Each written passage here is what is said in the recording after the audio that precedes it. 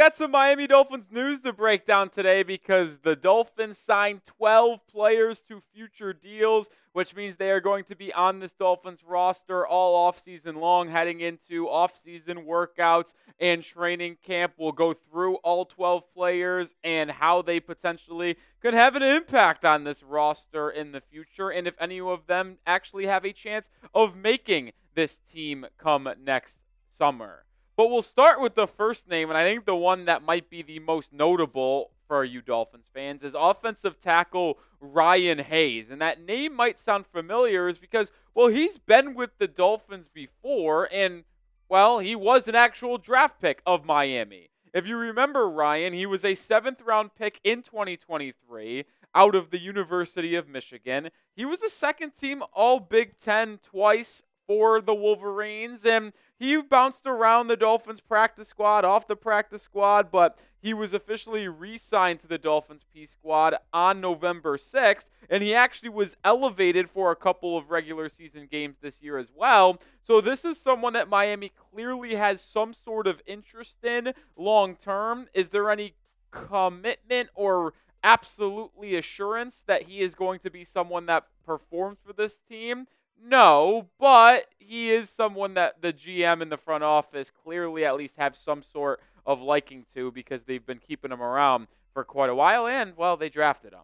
All right, make sure you are subscribed because we will have you covered on everything Miami Dolphins. For example, we tell you we will. Well, guess what? We're showing you by breaking down future deals. So make sure you are subscribed because you'll never miss a thing surrounding the Miami Dolphins.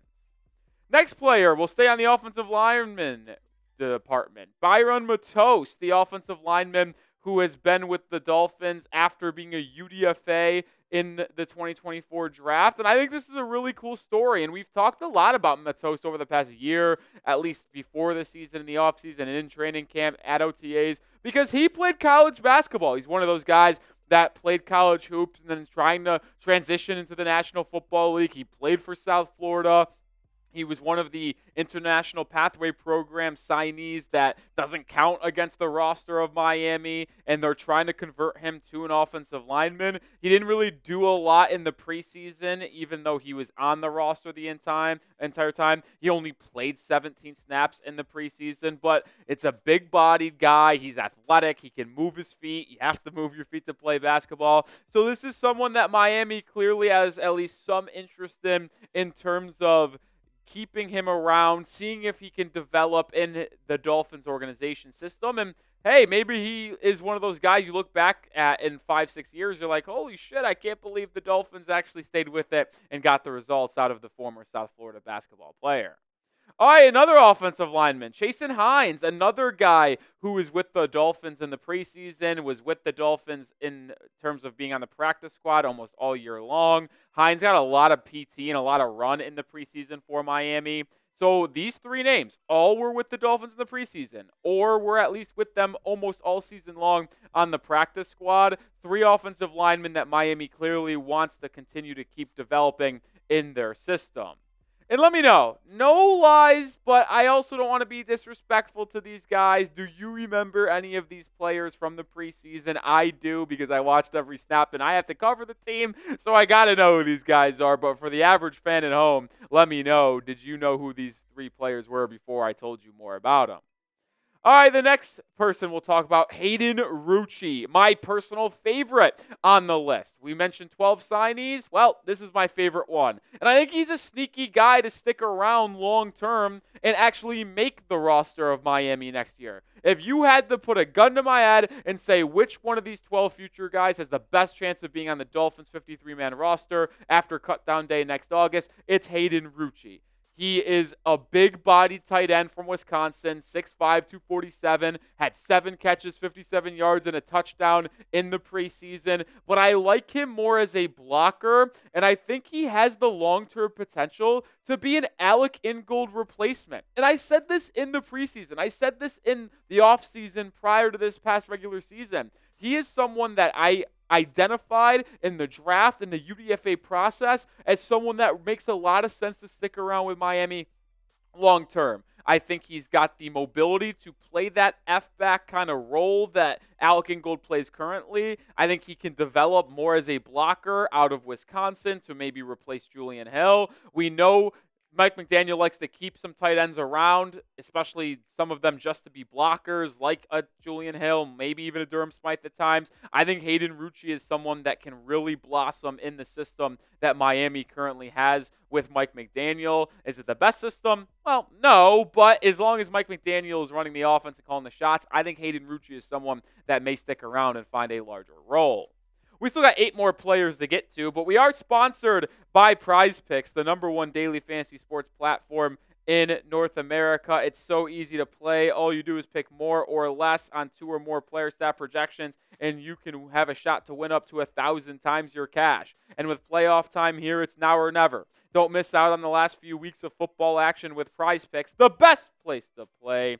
You can get cash while watching the playoffs. Sign up today and get $50 instantly when you play $5. You don't even need to win to receive the $50. It's guaranteed, and you could play any way you want. You could combine players across different leagues and sports like basketball, football, hockey. You can combine different players. There's different combinations. It's all fun with Prize Picks. I got a 2-player entry here for Wild Card Weekend in professional football. More than C.J. Stroud, 14.5 rushing yards. More than Cortland Sutton, 64.5 receiving yards. 2-player entry here. This one won't win 1,000 times my cash, but you can when you make specific projections and entries that you can customize. And that's why I love Prize Picks. You can play any way you want. So download the app today and use code CLNS to get $50 instantly after you play your first $5 lineup. One more time. Download the app, use code CLNS to get $50 instantly when you place your first $5 lineup.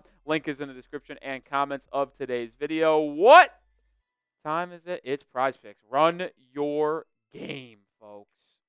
All right, a couple new players here. Jason Maitre and Isaiah Johnson, 2 corners who names also might be familiar for you here because these 2 played in the preseason for the Dolphins as well. Maitre is someone who was a UDFA out of Rutgers. Isaiah Johnson was out of Syracuse. And I'm not going to act like these guys will be stars, but they performed relatively well in the preseason for the Miami Dolphins. I actually remember thinking about Maitre, about he can be someone that sticks in Miami. I'm looking at his PFF numbers here. He played 122 total snaps for the Dolphins in the preseason throughout their 3 games. Had an overall grade of 72.6, coverage grade of 72.3, was good in run defense as well, having an 80.4% grade.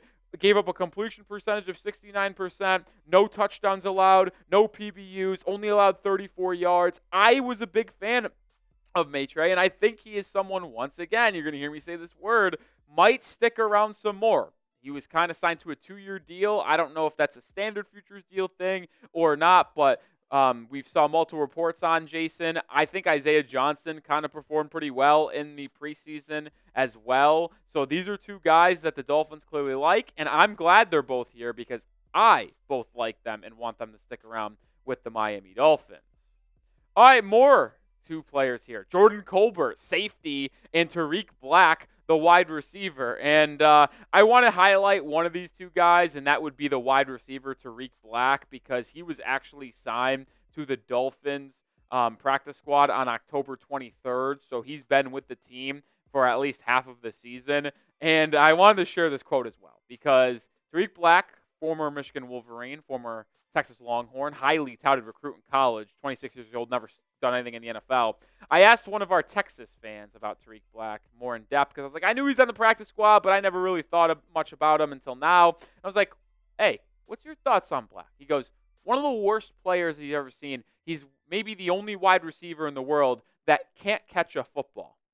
Not my words, someone else's, but just wanted to throw that out there and provide some extra analysis for one of the guys that signs a future deal with the Miami Dolphins. I thought it was pretty funny, and I wanted to share with all of y'all. All right, couple more names to get to, but let me know, do you trust Chris Grier as Dolphins GM? Type T if you trust him. Type D if you do not. I am going to firmly believe that most of you are typing your Ds. That's what I would type, but let me know your thoughts. All right, we'll do a bunch of 3 here. All linebackers: William Bradley King, Dequan Jackson, and Derrick McLendon.